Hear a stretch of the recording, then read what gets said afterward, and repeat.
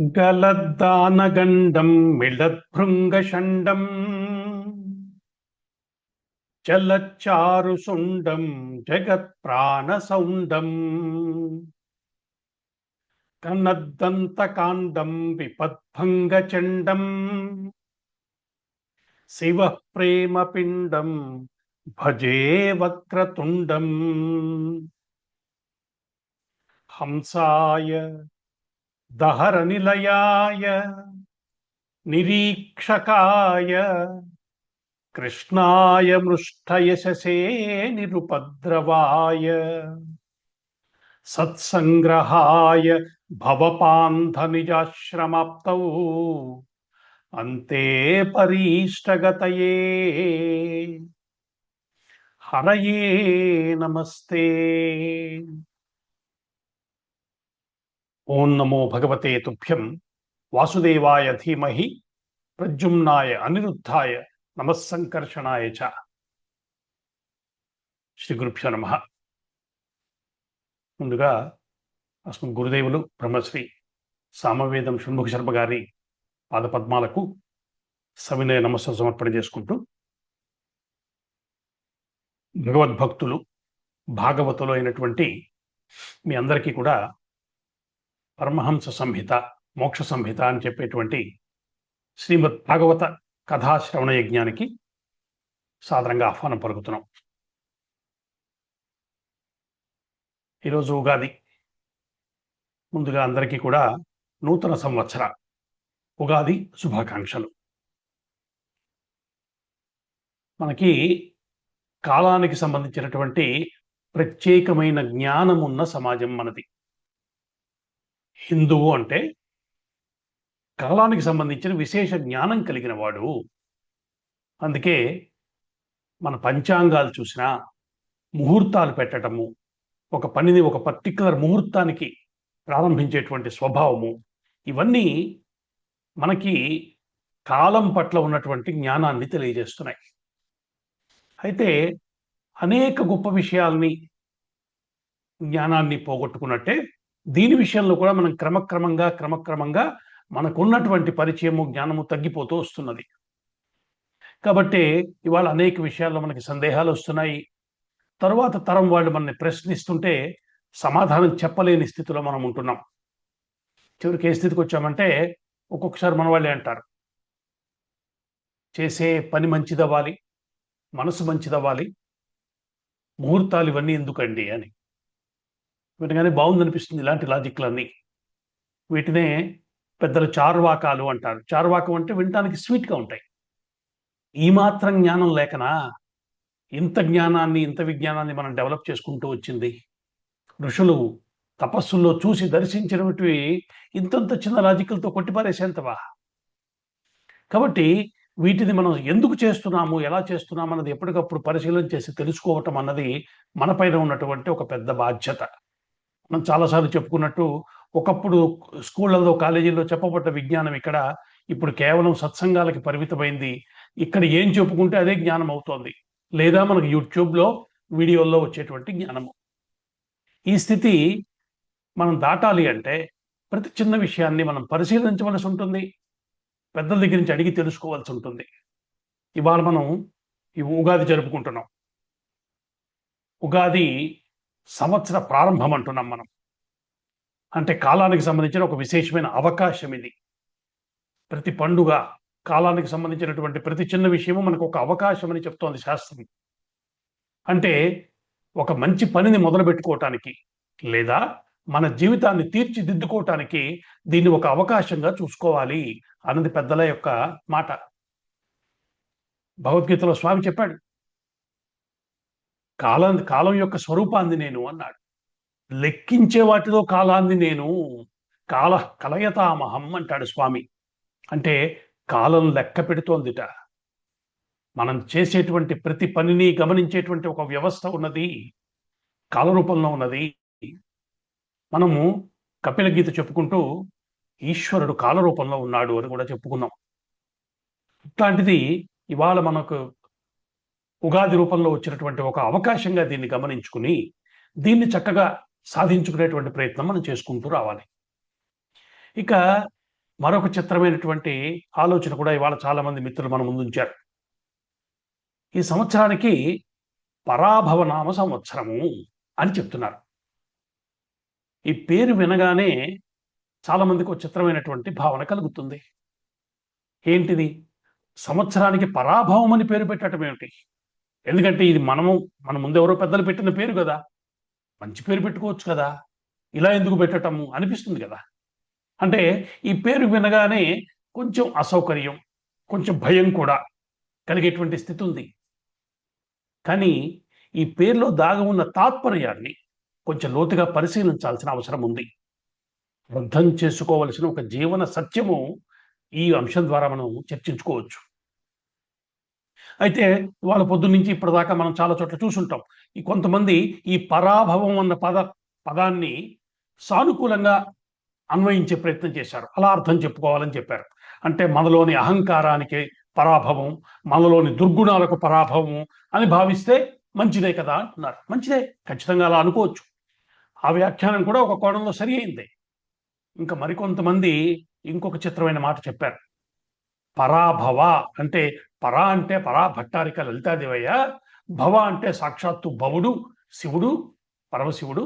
అంటే ఈ సంవత్సరం ఆది దంపతులైన పార్వతీ పరమేశ్వరులు సామరస్య స్వరూపంతో తమ బిడ్డలను రక్షిస్తారని అర్థం చేసుకో, ఇలా వ్యాఖ్యానం చేశారు. ఇది బాగుంది. కానీ అసలు పరాభవం అన్న మాటకు అర్థం ఏమిటో ఒకసారి చూద్దాం. దీన్ని కొద్దిగా పరిశీలన చేద్దాం. పరాభవం అంటే సాధారణంగా అవమానం, గౌరవం దక్కకపోవటం, లేదా రావాల్సిన మంచి పేరు రాకపోవటం, ఇట్లాంటి వాటిని అవమానాలుగా అంటాం మనం. దానికి మనకు డబ్బు రాలేదనుకోండి, అందవలసిన డబ్బు అందకపోతే దాన్ని నష్టం అంటాం. అక్కడ పరాభవం అనం కదా. అలాగే బాధ కలిగితే దుఃఖం అంటాం. కానీ మన గౌరవం దెబ్బతింటే మాత్రం పరాభవం అంటాం. అంటే పరాభవం అనేది సాధారణమైన నష్టం కాదు, అది మన అహంకారానికి తగిలినటువంటి దెబ్బ. అంతే కదా, అలా అర్థం చేసుకోవచ్చు కదా. మనిషి జీవితంలో ఎన్నో కష్టాలు వస్తాయి. ఆర్థిక నష్టం వచ్చినా, శారీరకంగా శ్రమపడినా కొంతవరకు మనం భరించగలం. కానీ నన్ను అవమానించారు అన్న భావన వచ్చిందంటే అది మనసును తీవ్రంగా గాయపరుస్తుంది, లోతుగా తాకుతుంది. ఎందుకంటే అక్కడ దెబ్బతిన్నది మన అహంకారం. నిజానికి ఇవాళ మన జీవితాల్లో కనిపిస్తున్న చాలా సమస్యలు అటు కుటుంబాల్లోనూ ఇటు సమాజంలో కూడా అహంకారం దెబ్బతినటం వల్ల ఉత్పన్నమవుతున్నాయి. ఈ పరిశీలన మీరు కూడా పరిశీలించి చూడండి, మీరు దీన్ని ఒప్పుకుంటారు. ఇప్పుడు ఉదాహరణకి ఒక సభలో నేను ఒక సభకు వెళ్ళాను, నన్ను వాళ్ళు పిలిచారు. అక్కడ ఆ సభలోకి వెళ్తే అక్కడ నాకు రావాల్సిన గౌరవం రాలేదనుకోండి. అంటే నన్ను పిలిచారు, వాళ్ళు ఏదో నేను ఎక్స్పెక్ట్ చేశాను రిసీవ్ చేసుకుంటారు వాళ్ళు అనుకున్నాను. ఇంకో పెద్ద ఆయన ఎవరో వచ్చారు, నన్ను వదిలిపెట్టి వారి దగ్గరికి వెళ్ళారు. ఇప్పుడు ఏమైంది? నాకు దక్కవలసిన గౌరవం దక్కలేదు, అది మరొకరికి దక్కింది. ఇంకా ఉన్నత స్థాయి వ్యక్తి వచ్చారు కాబట్టి వాళ్ళకి నన్ను ఏదో అవమానపరచాలన్న ఉద్దేశం వారికి ఏం లేదు. అంతకన్నా పెద్దవారు ఎవరో వచ్చారని అటు వెళ్ళారు, మన ప్రాధాన్యం కొంచెం తగ్గింది. దీన్ని మనం ఏమంటాం? నన్ను అవమానించారు అని భావిస్తాం. అదే పరాభవంగా అనుభవంలోకి వస్తోంది. అలాగే నలుగురిలో ఉండగా ఎవరో మనల్ని విమర్శించిన మనసులో కలిగే బాధ కూడా ఇదే రకంగా ఉంటుంది. కానీ ఇవన్నీ ఒక్కసారి గమనిస్తే మనకు బాధ కలిగింది విమర్శ వల్ల కాదు, మన అహంకారం దెబ్బతినటం వల్ల. అంతే కదా. ఎప్పుడైతే అహంకారానికి దెబ్బ తగిలిందని గుర్తించామో చాలా బాధపడతాం. నిజానికి ఇలాంటి సందర్భాల్లో చాలా మంది ఆ అవమానాన్ని గుర్తు పెట్టుకుని మనసులో పెట్టుకుని పగతో ప్రతీకార భావంతో ఉండిపోతారు. సమయం వస్తే చూపిస్తా అనే భావంతో లోపల మండిపోతూ ఉంటారు. సినిమాలు, కథలు, ఇప్పుడు బయట వస్తున్నటువంటి వాతావరణం ఇవన్నీ కూడా ఈ భావనను సమర్థిస్తున్నాయి. అంటే అవమానానికి ప్రతీకారం తీర్చుకోవటం ఒక గొప్ప లక్షణంలా, హీరోయిజంలా కనిపిస్తోంది. కానీ ఇది ధర్మబద్ధమైన ఆలోచన కాదు. మన భారతీయ దార్శనికత ఏమంటుందో ఒక్కసారి చూద్దాం. ఎందుకంటే జీవితానికి సంబంధించిన పూర్తి పరిశీలన మన దగ్గర ఉండదే ఉంది. పెద్దలు చెప్పారు మనకి, జీవితంలో సుఖమంటూ ఉంటే దుఃఖం కూడా తప్పకుండా ఉంటుంది. లాభం ఉంటే నష్టం ఉండి తీరుతుంది. పగలు ఉంటే పక్కనే రాత్రి కూడా ఉంటుంది. వీటన్నిటిని మనం ద్వంద్వాలు అంటాం. ఈ మాట మనందరం విన్నాం కదా. అంటే కీర్తి ఉంటే అపకీర్తి ఉంటుంది, గౌరవం ఉంటే ఇప్పుడు అంతో ఇంతో అవమానం కూడా ఉంటుంది. ఇవన్నీ మానవ జీవితంలో చాలా సహజమైనటువంటి అంశాలు. అంటే ఇవి రావటం సహజం, పోవటం కూడా సహజం. కాబట్టి వీటిని పెద్ద పట్టించుకోకుండా సమత్వంతో ఉండటం నేర్చుకోవాలి.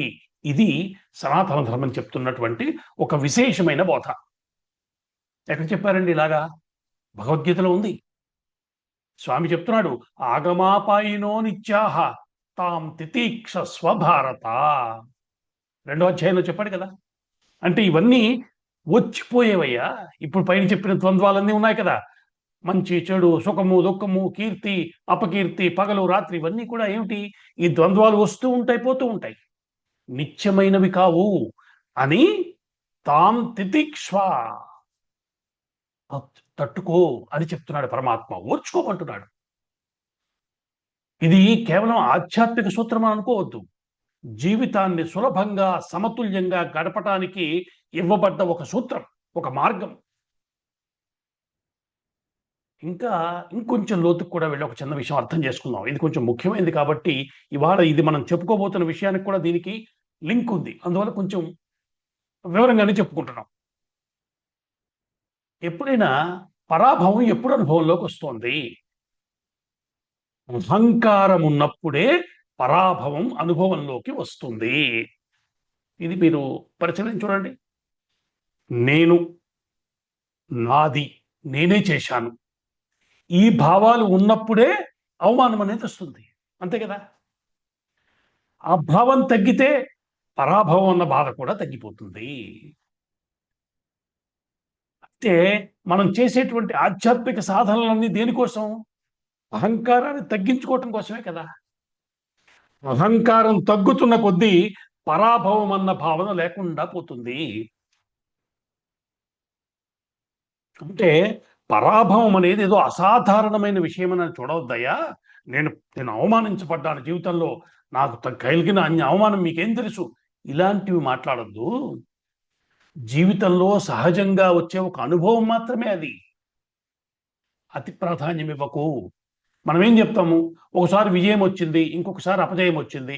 పిల్లలతో చెప్తుంటాం కదా మనం, అరే జీవితంలో అపజయాలు కూడా ఉంటాయా, దాన్ని సీరియస్గా తీసుకోకూడదు అంటాం కదా.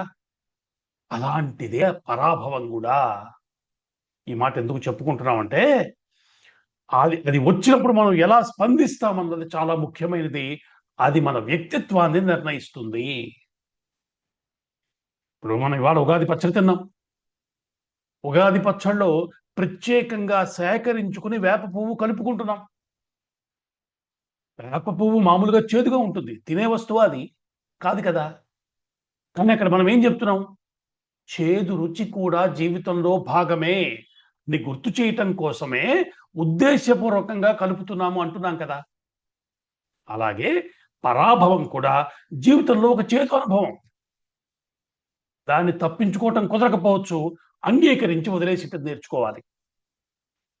ఎందుకు చెప్తున్నానంటే, ప్రత్యేకంగా ఈ తరం పిల్లలకి ఈ పాఠం చాలా అవసరం అవుతుంది. చిన్న చిన్న అవమానాలు కూడా తట్టుకోలేని పరిస్థితుల్లో ఉండటం మనం చూస్తున్నాం బయట. అహం దెబ్బతినగానే వారు తీవ్రమైన నిర్ణయాలు తీసుకుంటున్నారు, ప్రతిస్పందన చూపిస్తున్నారు.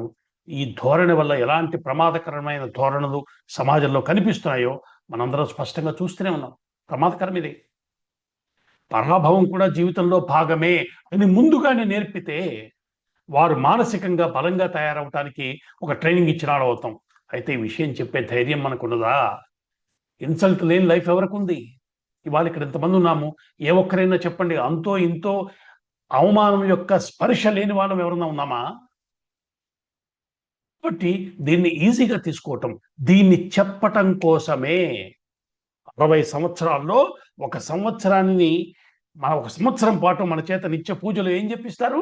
పరాభవనామ సంవత్సరే అని చెప్తున్నప్పుడు ఇది మెదలాలి. అరే జీవితంలో ఒక భాగం ఇది అని చెప్పేటువంటి గుర్తు చేసే ఒక రిమైండర్ ఉందేమో అనిపిస్తుంది నాకు.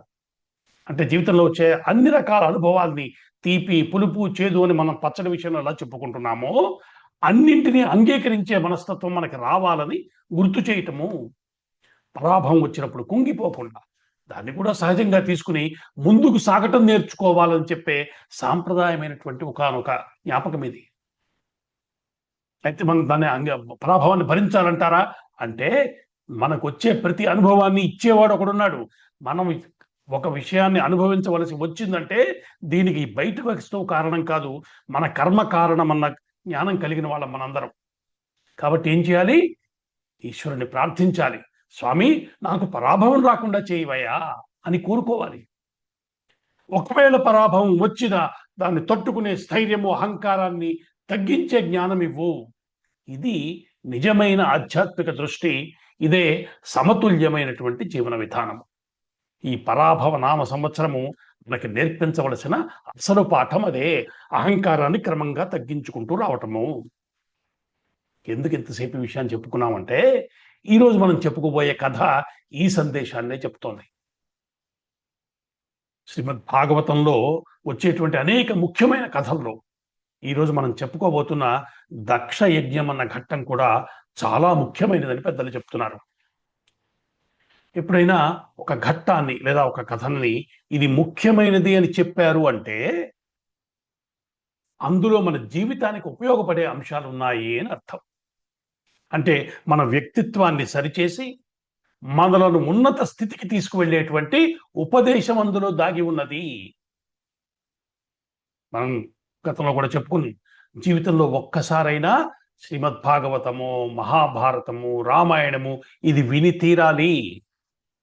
ఎందుకంటే కథలుగా చెప్పినా కూడా ఇవి వినటం ద్వారా ముందు పాపాలు పోతాయి. చిన్న లాభం కాదది. ఒక్కొక్క ఘట్టాన్ని వింటే ఒక్కొక్క ఫలితం ఉంటుందని పురాణాలు చెప్తున్నాయి. ఈరోజు ఇవాళ మనం వినబోతున్న దక్ష యజ్ఞము విశేషమైనటువంటి ఫలితాలను ఇస్తుంది. మన ఆరోగ్యాన్ని సరిచేసేటువంటి ఫలితం చెప్పారు ఇక్కడ. ఇంకా చివరిలో మనం మొత్తం పూర్తయ్యాక ఎంత అద్భుతమైన ఫలితాలను పొందుతామో ఈ కథని, ఈ ఘట్టాన్ని వినటం ద్వారా భాగవతం మనకు వివరంగా చెప్తోంది. అయితే ఇదంతా ఒకవైపు ఉండగా ఇంకొక విషయాన్ని కూడా ఇక్కడ మనం ఏం తెలుసుకుంటామంటే జీవితంలో ఎలా ప్రవర్తించాలి, ఏ సందర్భంలో ఏం చెయ్యాలి, ఏం చెయ్యకూడదు. ఈ విషయాలన్నీ మనకి స్ఫురించేలాగా, మన వ్యక్తిత్వాన్ని తీర్చిదిద్దేలాగా ఈ గాథలన్నీ చెప్పబడ్డాయి. ఒకప్పుడు ఇవన్నీ సమాజంలో విస్తృతమైన ప్రచారంలో ఉండేవి, పుస్తకాల్లో ఉండేవి, పాఠ్యాంశాల్లో ఉండేవి, స్కూళ్ళల్లో చెప్పేవారు. ఇవన్నీ సామెతల రూపంలో ఇంట్లో వింటూ ఉండేవాళ్ళం. ఇవన్నీ క్రమంగా పోయిన తర్వాత సత్సంగాల్లో చెప్పుకున్నట్టు ఇంకెక్కడా వీటి ప్రస్తావన మనకు కనిపించట్లేదు. ఇప్పటికి కూడా రామాయణం వినని వాళ్ళు ఉన్నారు, మహాభారతం అసలు కథ తెలియని వాళ్ళు ఉన్నారు, సినిమాల్లో చూపించిన పాటి కథలే ఆధారం తప్ప వేరే సమాచారం తెలీదు. భాగవతం అంటే కేవలం కృష్ణ కథే అనుకుంటున్న వాళ్ళు ఉన్నారు. ఇవన్నీ మనం పోగొట్టుకున్న జ్ఞానాన్ని ఎంత వదులుకున్నామో అనిపించేటువంటి, ఎంత నష్టపోయామో మన జీవితాన్ని పరిశీలించుకుంటే తెలుస్తోంది. కాబట్టి ఇంత విషయాన్ని ఇవాళ మనం చెప్పుకుంటూ కథలోకి ప్రవేశించే ప్రయత్నం చేద్దాం. దక్షయజ్ఞ గాథ అనేక రకాలుగా ప్రత్యేకం. ఇందులో ఆధ్యాత్మిక కోణం ఉంది, పాపాన్ని పోగొట్టే శక్తి ఉంది, ముఖ్యమైనటువంటి సందేశం ఉంది. ఇక్కడ నిజానికి ఈ గాథ శివపురాణంలో విశేషంగా చెప్పారు, విస్తృతంగా విస్తారంగా అక్కడ కనిపించారు. కానీ భాగవతంలో వచ్చేటప్పటికీ ఈ కథాభాగం కొంచెం వేగంగా నడిచినట్టు అనిపించిన సందేశం మాత్రం స్పష్టంగా చక్కగా భాగవతకారుడు చెప్పదలుచుకున్న విషయాన్ని స్పష్టంగా చెప్తాడు. అది మనకి ఇక్కడ దక్కేటువంటి ప్రధానమైన లాభం. ఇంకా కథలోకి ప్రవేశిస్తే దక్షుడు బ్రహ్మగారి మానసపుత్రుల్లో ఒకడు. ప్రజాపతి. ప్రజాపతులు అంటే ఎవరో ఇంతకుముందు మనం చెప్పుకున్నాం. గత వారమే మనం కర్దమ ప్రజాపతి కథ కూడా విన్నాం. ఇటువంటి ఒక ప్రజాపతి ఇక్కడ దక్షుడు. పేరు వింటేనే దక్షుడు అంటే దక్షత, సమర్థత. అంటే ఒక సమర్థుడైన మనిషి ఎలా ఆలోచిస్తాడు ఇక్కడ మొదలు పెడుతున్నాడు కథ. చూడండి, మనందరం సమర్థులం కదా. సమర్థతను పెంచుకోవటం కోసమే కదా మనం చదువుకున్నాం, ఎంత అనుభవాలు సంపాదించాం, దేనికి? సమర్థత, దక్షత కోసం కదా. ఇప్పుడు అలాంటి వాడు ఎలా ప్రవర్తిస్తున్నాడో చూపిస్తాడు. అంటే ఎవరి కథ అని చెప్పబోతున్నాడో చూద్దాం. సో అతని ఆలోచన తీరు, ప్రవర్తన ఎలా ఉంటాయి సమర్థులైన వాడివి, ఇది చూపిస్తుంది. నిజానికి సమర్థత అనేది మంచి లక్షణం. కానీ ఈ సమర్థత పక్కనే దానికి నీడలా ఒక అవలక్షణం కూడా ఉంటుంది. దాని గురించి చెప్తాడు ఇక్కడ. ఈ దక్షుడు బ్రహ్మగారి పుత్రుడు అనుకున్నాం కదా.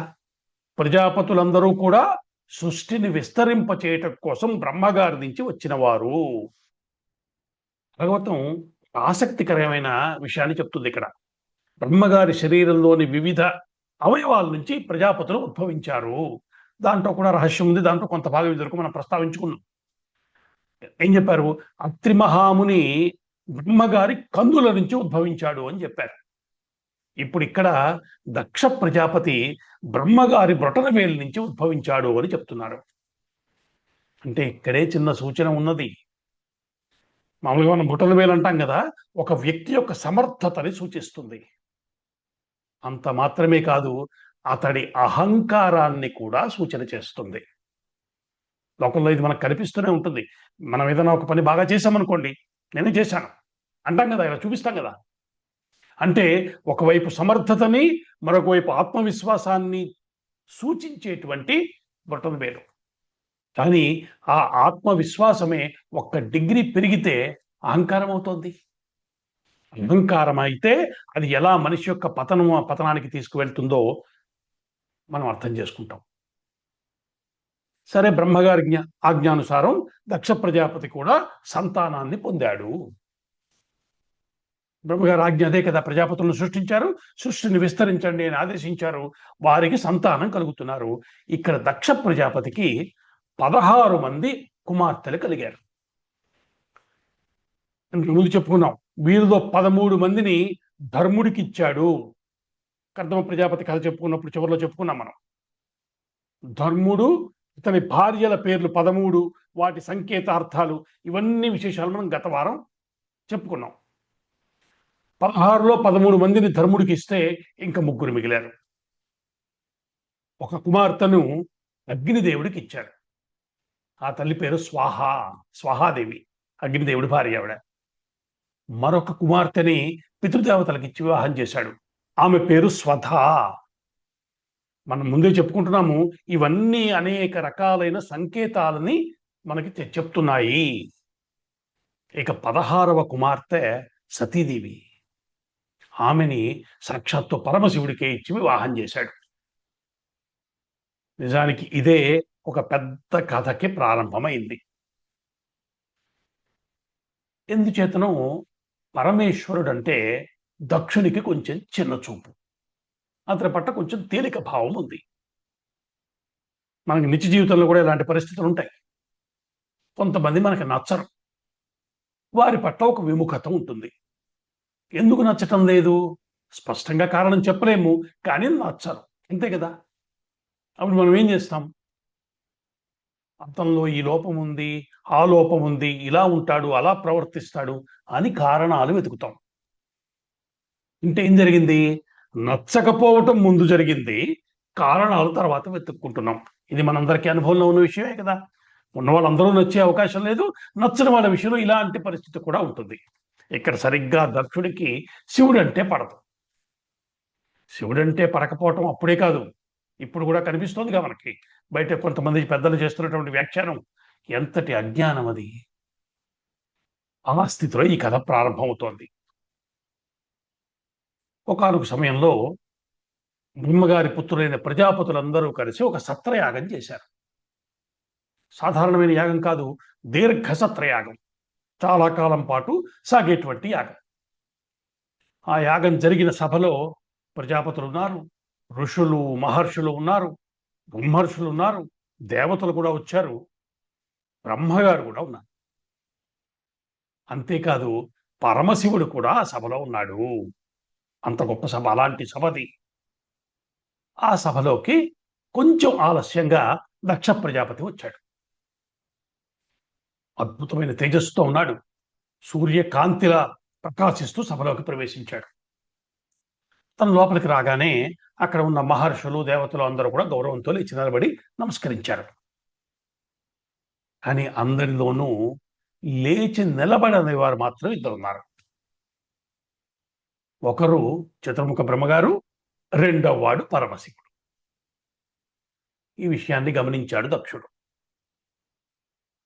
అప్పటికే తన కుమార్తెను శివుడికిచ్చి వివాహం చేసి శివుణ్ణి తన అల్లుడిగా స్వీకరించాడు. ఇప్పుడు తను సభలోకి రాగానే లేచి ఎవరు నిలబడలేదో వాళ్ళిద్దరిని గమనించాడు. అయితే బ్రహ్మగారి విషయంలో అతనికి ఎలాంటి అభ్యంతరం లేదు. ఆయన పెద్దవాడు, లేకపోయినా తప్పు లేదు అని భావించాడు. కానీ శివుడు లేచి నిలబడలేదు. ఈ విషయం మాత్రం అతని అహాన్ని దెబ్బతీసింది. ఎందుకంటే అతని దృష్టిలో శివుడు తన అల్లుడు. మామూలుగా శాస్త్రంలో కూడా ఒక విషయం చెప్తారు, పితృపంచకం అంటారు. అంటే ప్రతి వారికి 5గురు తండ్రులు ఉంటారు. ఎవరు? జన్మనిచ్చిన తండ్రి, గాయత్రి మంత్రాన్ని ఉపదేశించిన ఆచార్యుడు, పిల్లనిచ్చిన మామగారు, పెద్దన్నగారు, గురువు గారు. ఈ 5గురు తండ్రితో సమానులు అని శాస్త్రం చెప్తుంది. వీళ్ళందరినీ ఒకేలా నువ్వు ట్రీట్ చేయాలి. ఎక్కడుంది? ఇది శాస్త్రంలో ఉంది. అందువల్ల తాను సభలోకి రాగానే తన అల్లుడు అంటే పుత్ర సమానుడైన శంకరుడు లేచి నిలబడలేదు. అందువల్ల ఇది నా పట్ల చేసిన అమర్యాద అని దక్షుడి నిర్ణయానికి వచ్చాడు. ఇక్కడ మనం జాగ్రత్తగా పట్టుకోవాల్సిన విషయం ఉంది. జీవితంలో అనేక సందర్భాల్లో మనకు మనదైన ఒక దృష్టికోణం ఉంటుంది. ఒక విషయాన్ని మనం చూసే లాజిక్, దాని ప్రకారం ఒక నిర్ణయానికి వస్తాం. అంటే కేవలం ఆ కోణంలోంచే చూస్తే మనం చేసిన నిర్ణయం సరియైనదిగానే అనిపిస్తుంది. ఇప్పుడు ఇక్కడ దక్షుడు చేసిన ఆలోచన తీరు కూడా ఇంతవరకే వింటే సరిగ్గానే ఉంది కదా. తన కోణంలో చూస్తే శివుడు లేచి నిలబడాలి, శాస్త్రంలో కూడా చెప్పారు అన్నారు కదా, కాబట్టి అలాగే అనిపిస్తుంది. ఇలాంటి తీర్మానాలు కనుక చేసుకునే స్థితి ఉంటే తప్పు నిర్ణయం చేసే ప్రమాదం ఉంది. ఒక సంఘటనను అనేక కోణాల నుంచి పరిశీలించి బ్రహ్మాధర్మాల్ని ఆలోచించిన తర్వాత నిర్ణయం తీసుకోవాలి తప్ప ఒకే కోణంలో చేసినటువంటి నిర్ణయము ప్రమాదాన్ని తెచ్చిపెడుతోంది. సరిగ్గా ఇప్పుడు ఏం జరుగుతుందో చూడండి. ఇక్కడ శివుడు దక్షుడికి అల్లుడు అన్నది నిజము, కానీ అల్లుడు కావటానికి ముందుగా ఆయన ఎవరు? పరమశివుడు అంటే ఈశ్వరుడు, జగత్తుకి అధిపతి.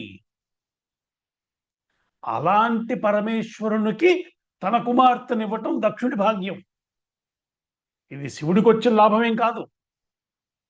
విశ్వనాథుడైన వాడు ఈయనకి అల్లుడు కూడా అయ్యాడు.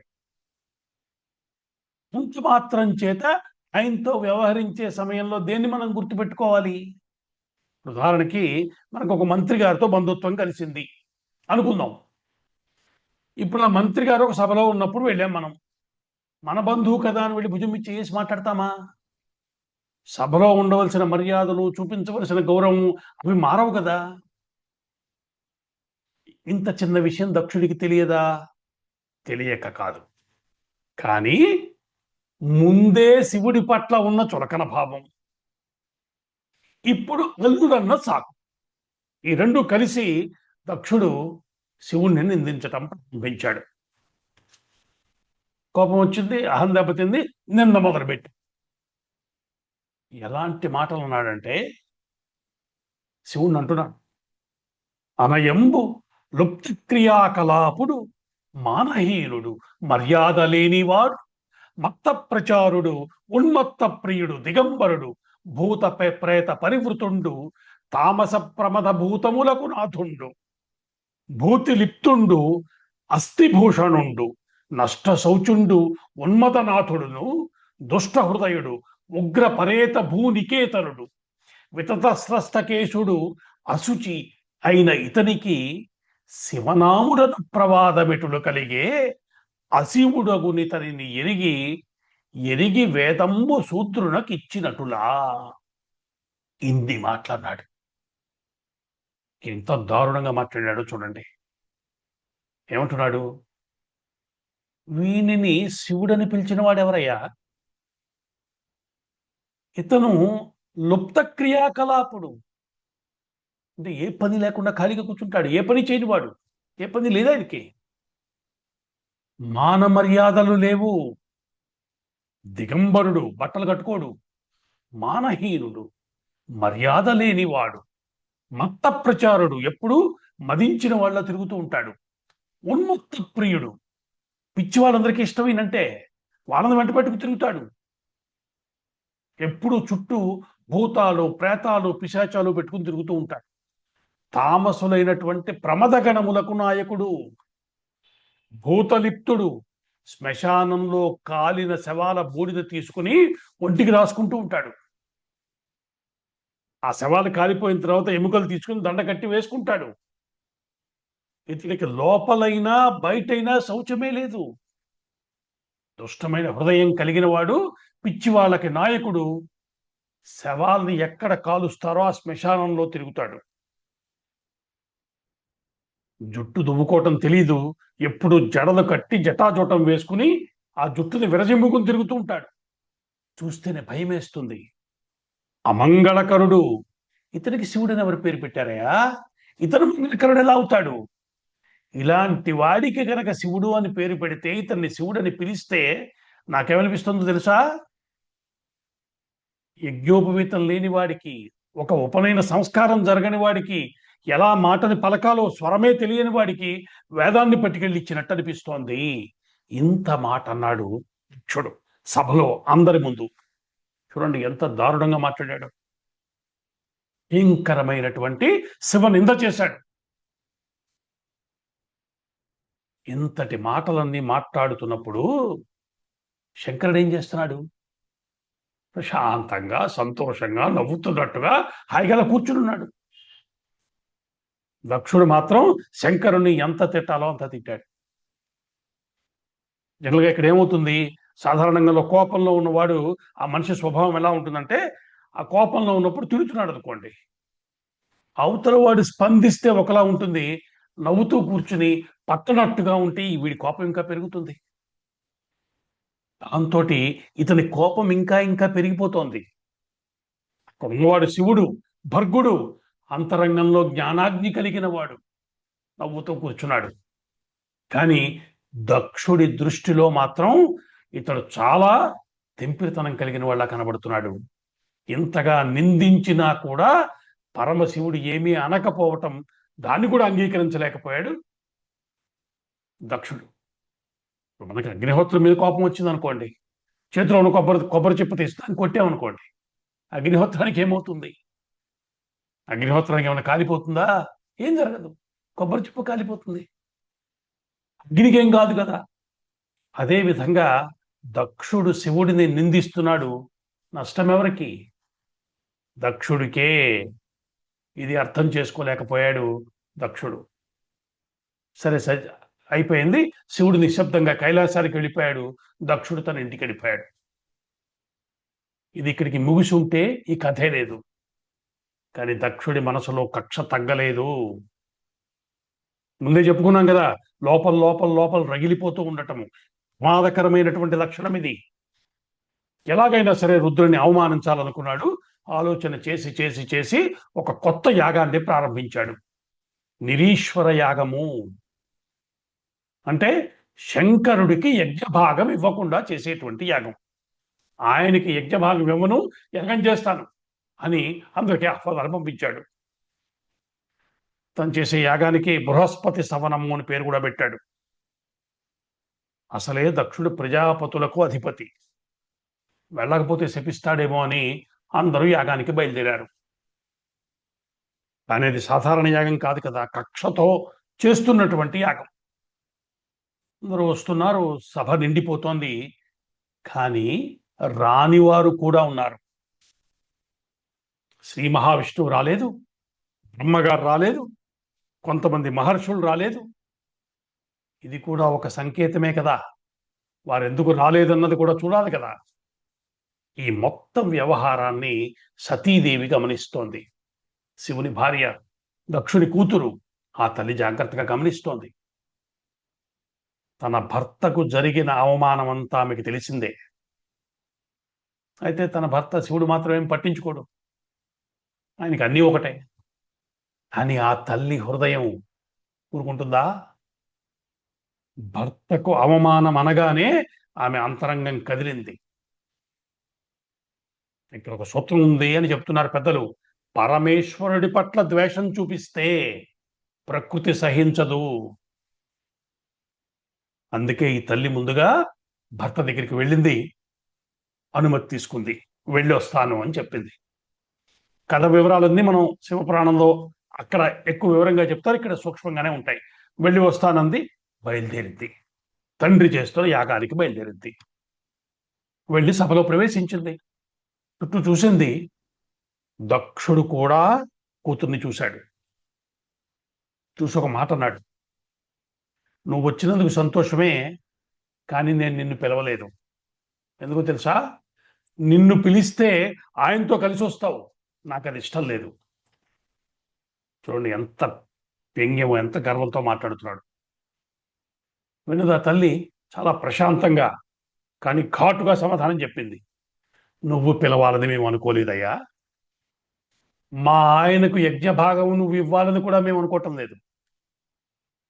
మరి ఎందుకు వచ్చావు అంటావేమో. నువ్వు పోయేలోగా కొంచెం జ్ఞానం చెప్పాలని వచ్చాను అని చెప్పింది. ఏం మొమాట పడలా, చెప్పడం మొదలుపెట్టింది. నిండు సభలో మాట్లాడుతోంది తల్లి. తండ్రి, శివుడంటే ఏమనుకుంటున్నావు నువ్వు? నువ్వు ఒక దేవతవి, నీలాంటి మరికొంతమంది దేవతలు ఉన్నారు, వాళ్ళల్లో ఒకడనుకుంటున్నావా? ఆయన ఈశ్వరుడు, అందరిలోనూ వ్యాపించి అన్నింటికీ అతీతంగా ఉండేవాడు. అందరికీ ప్రియమైన ఆత్మరూపంలో లోపలున్నవాడు. శివ అన్న ఈ 2 అక్షరాల పేరు పలకటానికి ఎంత సులభమో అంత శక్తితో కూడుకున్నది. ఒక్కసారి ఆ నామాన్ని పలికితే చాలయ్యా, పాపాలన్నీ నశిస్తాయి. అంతటి పవిత్రమైన శివనామం. నోరారా కీర్తిస్తే చాలు, ఆయన పాపాలు నాశనం చేసేస్తాడు. సామాన్యుడు అనుకున్నావా? అలంఘ్య శాసనుడు. ఈ సమస్తమైన సృష్టి అంతా ఆయన ఆజ్ఞ మీద నడుస్తోంది. శివుడి ఆజ్ఞ లేకపోతే చీమ కూడా కొట్టదు. అలాంటి శివుని మీద నీకు ద్వేషం. అనయంబు శివయను అక్షయద్వయమర్తి వాక్కున పలుక భావమున తొలుప సర్వజీవుల పాపసంఘమనిచెడు అట్టి మహాత్మునందు అమంగళుడవగు నీవు విద్వేషివగుటకు ఆశ్చర్యంబునందెద. ఎవరికుంటుందో తెలుసా ఆయన మీద ద్వేషం? నుదుటి మీద ఎవరికి అమంగళము రాసి పెట్టుందో వారికే ఆయన మీద కోపం ఉంటాయి. కేవలం శివ అన్న నామాన్ని పలికితే పాపాలు పోతున్నాయే, అటువంటి మహాత్ముని నువ్వు ద్వేషిస్తున్నావు. ఇంత చెప్పాక ఆవిడ ఆగలా, ఇంకొక మాట చెప్పింది. బ్రహ్మాది దేవతలు ఆయన పాద పద్మాలను ఆశ్రయిస్తారు. తుమ్మిద మకరందం కోసం పద్మంలో చేరుతుంది. ఋషులు తుమ్మెదల్లాగా ఆ పాద పద్మాలలో బ్రహ్మానందం అనే మకరందాన్ని ఆస్వాదిస్తూ ఉంటారయ్యా. ఇంకో విషయం చెప్తాను, శివనింద చేసిన వాడికి నిష్కృతి లేదు. శాస్త్రం చెప్తోంది శివనింద చేసిన వాడిని శిక్షించాలి. ఒకవేళ కుదరకపోతే అలాంటి నిందను విన్నందుకు తనను తాను శిక్షించుకోవాలి. ఇప్పుడు నేను అదే చేయబోతున్నాను. ఎందుకంటే నేను నిన్ను శిక్షించలేను, నువ్వు నా తండ్రివి. కాబట్టి నాకు నేనే శిక్ష విధించుకుంటున్నాను. నీలకంఠుని ద్వేషించిన వాడి కూతుర్ని అనిపించుకోవటం నాకు ఇష్టం లేదు. ఇంకా ఈ శరీరంతో అటువంటి వాడి కడుపున పుట్టి నీ శరీరాన్ని ఛేదించదలుచుకున్నాను అని చెప్పి అక్కడ సభా మధ్యంలో యోగాగ్ని సృష్టించింది. దాంట్లో ప్రవేశించింది ఆ తల్లి.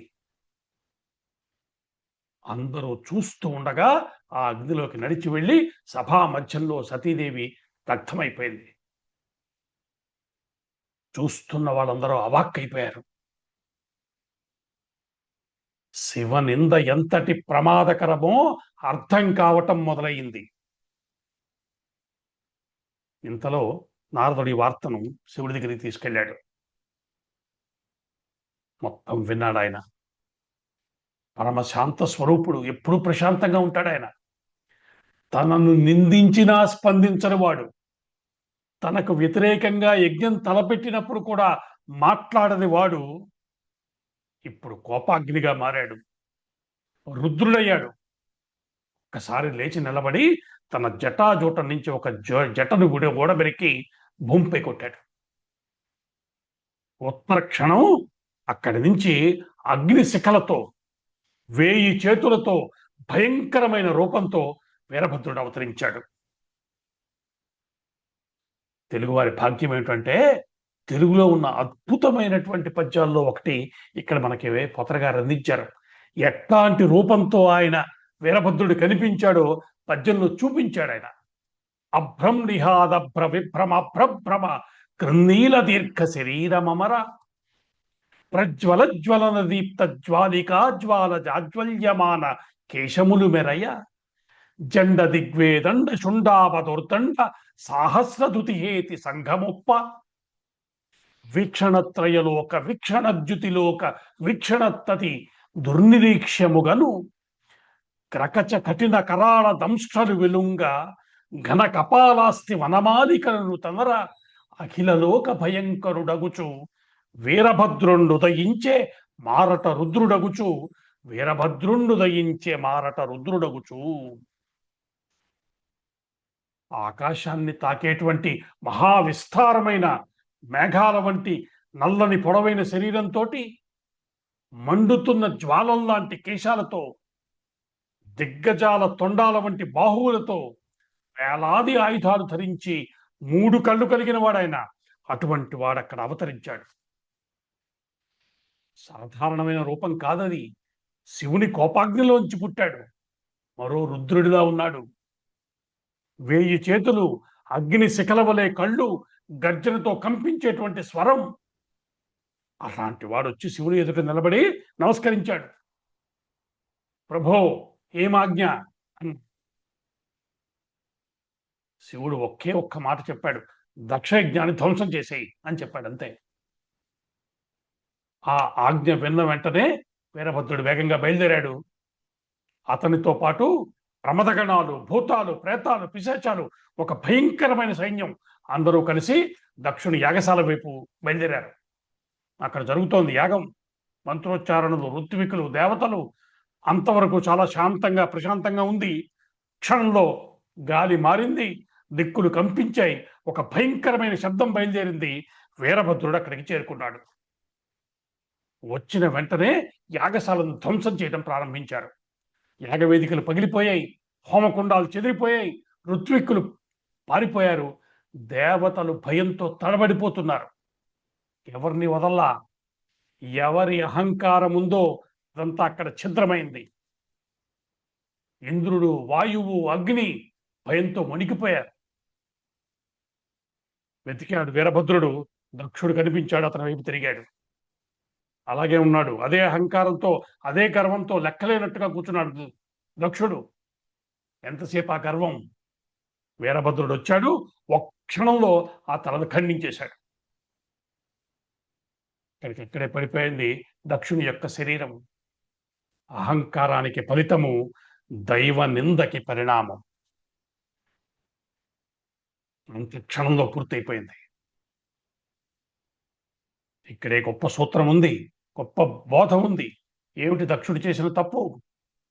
సమర్థుడు, ప్రజాపతి, జ్ఞానం ఉంది, పదవి ఉంది, కానీ అహంకారం వచ్చింది. అహంకారం రాగానే వినయం పోతుంది. వినయం పోయిన చోట వివేకం పోతుంది. వివేకం పోయిన చోట పతనము తప్పదు. ఇదే కదా జరిగింది అక్కడ. దేవతలందరూ భయపడిపోయారు. ఏం జరిగింది? యాగం నాశనమైంది, దక్షుడు చనిపోయాడు. అంటే జరుగుతున్న యాగము మధ్యలోనే ఆగిపోయింది. జగత్తుకి ఇది క్షేమం కాదు. జగత్తుకి క్షేమం కాదు, మధ్యలో ఆగకూడదు. ఈ విషయం బాగా తెలిసిన వారు దేవతలు పరిగెత్తారు. బ్రహ్మగారి దగ్గరికి వెళ్ళారు. ఆయన దగ్గరికి వెళ్ళి మొత్తుకున్నారు. బ్రహ్మగారు చెప్పాడు, ఇది శివుని పట్ల జరిగిన అపచారము.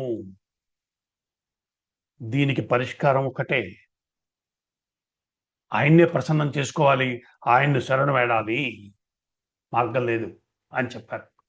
అందరూ కలిసి బయలుదేరారు. కైలాసానికి వెళ్ళారు. భయంతో ఆందోళనతో శరణు కోరుతూ కైలాసానికి వచ్చారు. ఏమవుతుంది ఇప్పుడు?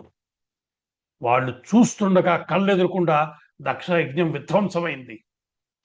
మహాభయంకర రూపంతో ఉన్నటువంటి వీరభద్రుని కళ్ళతో చూశారు వాళ్ళు. ఏం జరుగుతుంది? లోక స్థితి ఇప్పుడు ఏమవుతుంది? ఇంత భయంగా కైలాసానికి చేరారు. వాళ్ళు చూడవలసింది శివుణ్ణి, రుద్రుణ్ణి. రకమైన బెంగతో ఆందోళనతో కైలాసానికి చేరుకున్నారు. వెళ్ళి ఆ స్వామి ముందు నిలబడ్డారు. వారు ఊహించిన దృశ్యము ఒక ఉగ్ర రూపము, రుద్రతాండవం, కోపాగ్ని. అది అక్కడ కనిపించిన శివరూపము శాంత స్వరూపము, యోగి, మౌనమూర్తి. అటువంటి రూపంలో దక్షిణామూర్తి రూపంలో పరమశివుడు దర్శనమిచ్చాడు. ఇది సాధారణమైన దర్శనం కాదు. ఇది ఒక మహోపదేశము. దక్షిణామూర్తి అంటే గురుమూర్తి. శివుని యొక్క అనేక అవతారాల్లో విశేషమైన రూపము దక్షిణామూర్తి. పేరులోనే అద్భుతమైనటువంటి సందేశం ఉంది. ఆయన దక్షిణుడు, సమర్థుడు, దక్షిణం వైపు తిరిగి ఉంటాడు. దక్షిణ దిక్కుకి నాయకుడైన యముణ్ణి శాసించేవాడు, అజ్ఞానాన్ని రూపుమాపేవాడు. అటువంటి ఒక అద్భుతమైనటువంటి అవతారము దక్షిణామూర్తి. మౌన వ్యాఖ్యా ప్రకటిత పరబ్రహ్మతత్వం యువానం వరసిష్టాంతే వసదృశిగణై ఆవృతం బ్రహ్మనిష్టై ఆచార్యేంద్రం కరకలిత చిన్ముద్రమానందమూర్తిం స్వాత్మారామం ముదితవదనం దక్షిణామూర్తిమీడే అంటాం. మౌనంగా బోధించేవాడు ఆయన. జ్ఞానమే రూపమైన వాడు, జ్ఞానస్వరూపుడు, సర్వసాక్షి. ఇటువంటి వాడు దర్శనమిచ్చాడు.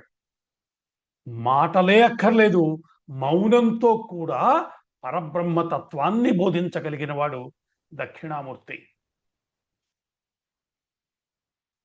దేవతలు ఏమనుకుని వెళ్ళారు? శివుణ్ణి ఎలాగ మేము ఆయన కోపాన్ని చల్లార్చాలి, ఆయన్ని ఎలా శాంతపరచాలి, ఈ రకమైన ఆలోచనతో వాళ్ళు వెళ్ళారు. ఆయన తన స్థితిని చూపించటం ద్వారా ఏం చెప్తున్నాడు? నాకు కోపం లేదయ్యా, నేను సాక్షిని మాత్రమే. జరిగేది ధర్మానుసారం జరుగుతుంది, ఇది చెప్తున్నాడు. అంటే అంతకుముందే కదా వీరభద్రుణ్ణి సృష్టించాడు. జరిగినది సామాన్యమైన విషయమా? భార్యనికి అవమానం జరిగింది, ఆ తల్లి శరీరత్యాగం చేసింది. ఎంత ఉద్వేగకరమైనటువంటి సందర్భం అది. అలా ఉండవచ్చు అసలు పరమశివుడు అన్నది ఊహకే అందలేదు దేవతలు ఎవరికీను. అటువంటి స్థితిలో వారు దర్శించిన ఇంత శాంత స్వరూపము అత్యంత ఆశ్చర్యంగా ఉంది. సాక్షిగా జగత్తును చూస్తున్న వాడెవడో అక్కడ వాళ్ళకు కనిపించాడు. బాహ్యంగా రుద్రుడు, అంతర్గతంగా దక్షిణామూర్తి. అంటే అవసరమైనప్పుడు శిక్షిస్తాడు, కోపం వస్తే రుద్రమే, కానీ సహజ స్వభావంలో శాంతమే. ఇది శివుడి యొక్క అసలు రూపము. మనము రుద్రం మంత్రాల్లో కూడా ప్రారంభం ఏమంటాం? శివుడి యొక్క కోపానికి, మన్యువుకి నమస్కారం చేస్తాం. నమస్తే రుద్రమన్యవ ఉతోత ఇషవే నమః అంటే, స్వామి నీ కోపమున్నదే, దానికి నమస్కారమయ్యా, మమ్మల్ని అనుగ్రహించు. అంటే భగవంతుడి యొక్క అఘోర రూపము, అఘోర రూపము రెండుంటాయట పరమేశ్వరుడికి. ఈ ఘోరము అఘోరము రెండూ కూడా మనల్ని అనుగ్రహించటం కోసం వచ్చినవే. ఎక్కడ కోపం చూపాలో తెలిసినవాడు, ఎక్కడ అనుగ్రహించాలో తెలిసినవాడు, నిగ్రహానుగ్రహ సమర్థుడు. ఈ రూపం గురించి మనం చెప్పుకున్న కొద్దీ మనలో ఉండేటువంటి వికారాలు తగ్గిపోతాయని చెప్పారు పెద్దలు. దక్షిణామూర్తి యొక్క అవతారం యొక్క విశేషమైన ప్రత్యేకత ఎట్లా చెప్తారంటే, ఇంట్లో దక్షిణామూర్తి యొక్క పటాన్ని, చిత్రపటాన్ని పెట్టుకుని పిల్లలు నిత్యము దాని వంక వారు చూసినా చాలు అనుగ్రహం కలుగుతుందిట. గురుస్వరూపం అది. గురువు యొక్క అనుగ్రహంతోనే సమస్తమైన జ్ఞానము లభించవలసినటువంటి వయసులు అవి కదా. వారికి, పిల్లలకి కనుక దక్షిణామూర్తి యొక్క అనుగ్రహం వచ్చేలా మనం చేయగలిగితే వారి జీవితాలు సరిగ్గా సాగుతాయి. మనకి ఇంక వారి గురించిన బెంగ ఉండదు. కాబట్టి బాహ్యంగా రుద్రుడు, అంతర్గతంగా దక్షిణామూర్తి అయిన వాడు అక్కడ కనిపించాడు. శిక్షిస్తాడు, అవసరమైతే రక్షిస్తాడు కూడా. ఇప్పుడు మనకి జీవితంలో కోపం వచ్చినప్పుడు ఎలా ఉంటాం? ఆవేశము, మాటలతోనే దెబ్బలాడుకోవటము, ఇవన్నీ కదా. కానీ శివుణ్ణి నిత్యము ధ్యానించేటువంటి ఒకానొక స్థితి మన వద్ద ఉంటే లోపల శాంతం ఉంటుంది, బయట ఏది ధర్మమో దాన్ని చేసేటువంటి ఒక స్వభావం వస్తుంది. దక్ష యజ్ఞం యొక్క గాథ ఇలా అనేక విషయాల్ని పాఠంగా మనకి చెప్తోంది. జ్ఞానెప్పుడు దక్షిణామూర్తి స్థితిలో ఉంటాడు. ఈ సూత్రం చెప్తున్నారు. మీరు ఉదాహరణకి చెప్తే సముద్రాన్ని చూడండి. పైకి అలలు భయంకరంగా ఉంటాయి, సముద్రం చూస్తే పొంగిపోతూ ఉంటుంది.